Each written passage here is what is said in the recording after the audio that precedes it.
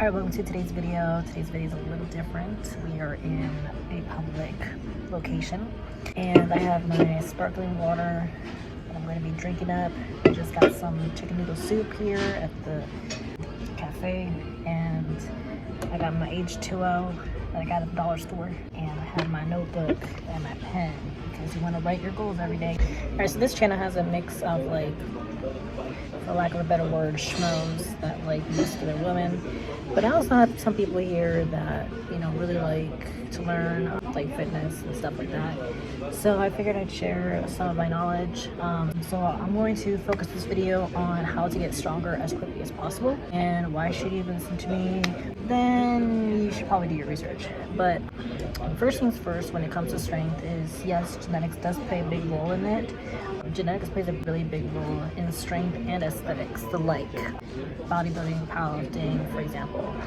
If you are into like military, for example, technically, if your parents were like swimmers, let's say you're trying to pursue special operations, if your parents were like a swimmer, then the chances of you having a relatively high like VO2 max, for example, or just really efficient system inside of you is pretty high because of that genetic predisposition, if you will, or that genetic exposure. Right? Can combat that with the right work ethic and the right training strategy, right? Because it's all about strategy and like long-term thinking. Time you don't really know what to do, you want to get stronger. What you can do is train that movement that you're trying to get stronger at. Train it more frequently. That's one way. That's specifically really useful for something like bodybuilding, because in bodybuilding you are trying to target the muscle group as much as possible, as quickly as possible, right? And the easiest way to do that is by frequency. That's one way.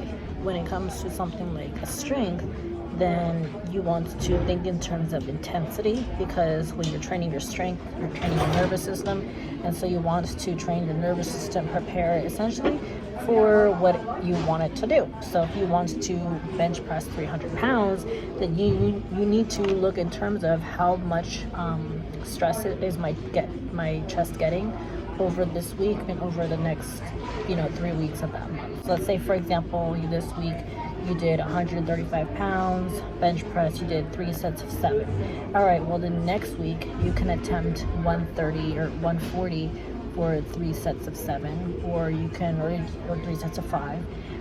Or you can just add another set. So instead of doing 3 sets of 7 for 135 pounds on bench press, now you can do 4 sets of 7. And then the following week you can attempt 5 sets of 7, and so on and so forth. So it just really depends on case by case, and you kind of have to play around with it and see what works for you.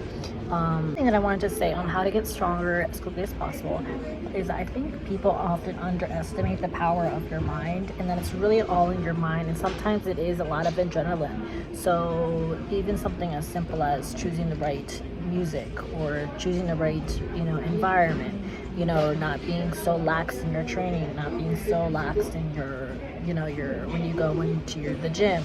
So if you're going in, you have a goal in mind, you need to go in with a purpose and with an intention and with focus that this is what you need to accomplish. But that also gets into a conversation of what kind of person are you, because there's two types of people. There's the emotional people, and then there's the logical people. The logical people are the people that say, I'm a logical person, and they try to justify them not being emotional lifters, when in reality they are emotional, because everyone's emotional. Humans are emotional beings. But I digress. But basically what I'm saying is that if you are more of an emotional person, if you will, then you can use music to your advantage. So different ways you can kind of manipulate your training. Music is obviously one of them. Your mindset going into it, making sure you're in a clear headspace. So if you have other things going on in your life, which more than likely you do, because everybody does, knowing how to eliminate the fluff, eliminate the noise from your life, and then have a plan in place. So if you want to bench 300 pounds, well then get to doing more frequently bench pressing. So instead of doing 1 day a week, maybe attempt doing 2 days a week. If that doesn't work, attempt doing 3 days a week. If that doesn't work, then attempt doing more load for less frequency. And that also applies to deadlift, and that also applies to squat. And if you have a protocol or a plan that works for your bench and you try to apply that to your squat, the chances of it working is probably slim.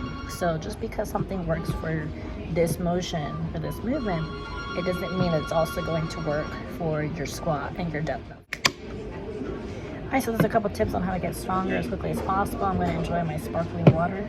This is carbonated water and lemon juice, so 0 calories. I'll give you a little bit of a bonus point.